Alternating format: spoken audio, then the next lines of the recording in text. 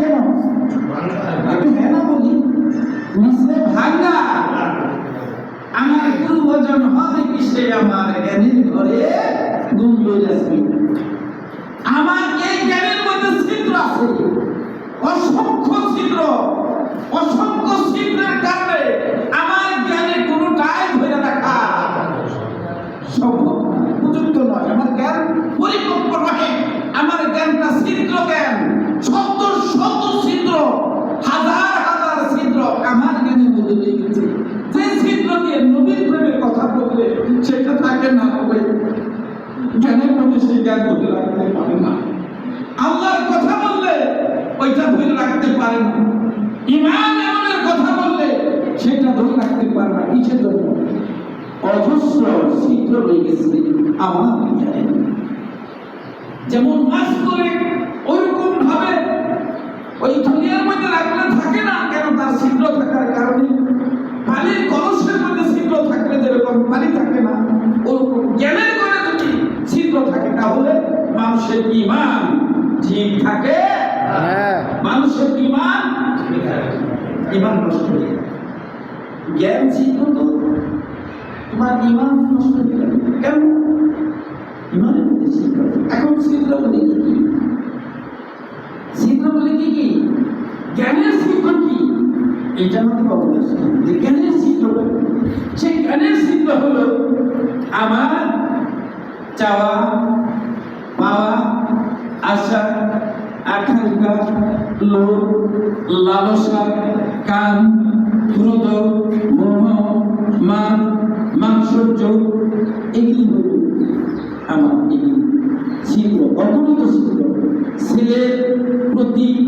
মেয়ের প্রতি স্ত্রীর প্রতি সংসারের প্রতি চাকরির প্রতি ব্যবসায়ের প্রতি প্রত্যেকটা বিষয়ে আমাকে সেইখানে ছিদ্র করে ফেলছে আমাকে প্রেমিক করতে দেয় না আমার জ্ঞানের ঘরে ছিদ্র বাবা এইটাকে এই জ্ঞানটাকে যারা সাধনার মাধ্যমে আমাদের সাইমন আমাদের দরবারে ভবিষ্যৎ কর্ণধার যিনি আমার খেলাফত আমার বোন নিয়ে যাবেন উনি ইঙ্গিত করে গেছেন যে শয়তান সে শয়তানকে তাকে বশ করতে হবে কিভাবে তার কাছ থেকে আশ্রয় পাওয়া যাবে কিভাবে তাহলে কি ও শেষে বলছে যে মুর্শিদের কাছে যেতে হবে এইটা বলছে কেউ কাছে না আমার তো বিশ্বের কাপাতের নাদার দাবি কিন্তু একটা শয়তান ইন্না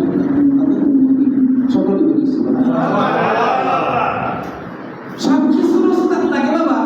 আল্লাহর সাথে যে শয়তান চ্যালেঞ্জ করছে আল্লাহর সাথে যে শয়তান চ্যালেঞ্জ করে নিয়া আল্লাহর হুকুম অমান্য করে নিয়া তারপরে যে শয়তান আল্লাহর কাছ থেকে তার সমস্ত চাওয়া পাওয়া সে আদায় করে নিছে তার নাম হলো শয়তান ছোট মোটো রব না এটা যেন তেন রব না এটার নাম হলো ভগবান বাবা ঠিক কিনা এটা কি জ্যানতেন ক্লিয়ার এটা হলো জ্যানতেন ক্লিয়ার এটা কি বগাবাড়ি হারুনো খেলার ক্লিয়ার কি কৌশল এটা কি বগাবাড়ি হারুনো খেলার ক্লিয়ার না না এটা বাঁশবাড়ির ডাউন নাকি এটা বাঁশবাড়ির ডগরতলি স্কুলের মাঠে ক্লিয়ার এইটা হলো বিশ্ব ব্রহ্মাণ্ডের এক সত্র মালিক যিনি আমার আল্লাহ যিনি তার সাথে সেই চ্যালেঞ্জ করেছেন চ্যালেঞ্জ তৈরি করেছেন নিক্ষেপ করেছিলেন সেই চ্যালেঞ্জ নিক্ষেপ করে নিয়ে তারপরে আল্লাহর সাথে চ্যালেঞ্জ করে নিয়ে আল্লাহর কাছ থেকে তার চাওয়া পাওয়া ছিল তা সব কিছু বাবা তুমি যদি মনে করো তার নাম হলো শয়তান তার কথা বলছে জি নাম হলো দুপুর বিশ্বের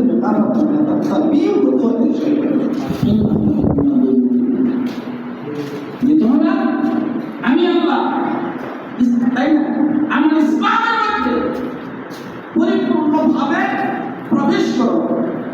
এবং শয়তানের অনুসরণ করে ওরা শয়তানের উপায়ে তুমি নামাজ পড়তে যাও বা দেখো কি ছাড়া মারে শয়তান তা দেখছো নামাজ পড়তে গেলে দুনিয়ার কিসা কাহিনী তোমার নাম ও বাবা বীরের ধ্যান করো না তোমরা করো কিনা হ্যাঁ না বলো বীরের ধ্যান করো কিনা কথা বলো যখন শেষ হয়ে গেল পীরের ধ্যান করো কিনা? পীরের ধ্যান করতে গেলে সেখানে কি আসে? আনা যায় সব পীরের চোখকে আনা যায় আল্লাহ ধ্যান করলে আল্লাহকে সামলানো যায়। দুনিয়ার যত চিন্তা ভাবনা, যত চিন্তা ভাবনা সব সামনে সব সামনে চলে কিসের জন্য? ওই যে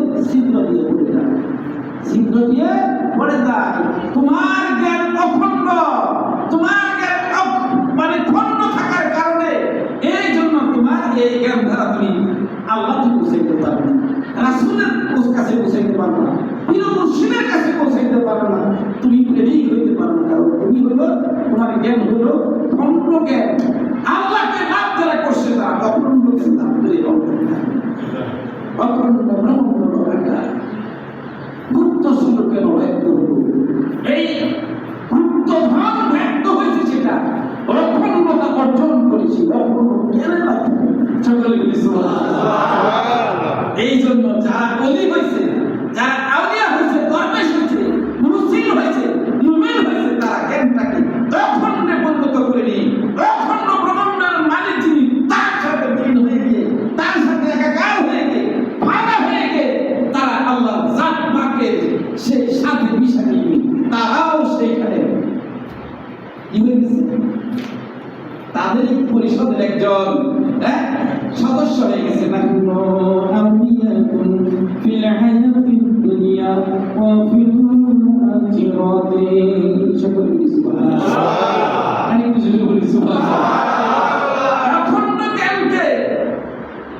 এই অখণ্ড জ্ঞানকে তৈরি করতে গেলে একজন অখণ্ড মুর্শিদের দরকার, যে দুনিয়ার মধ্যে সবসময়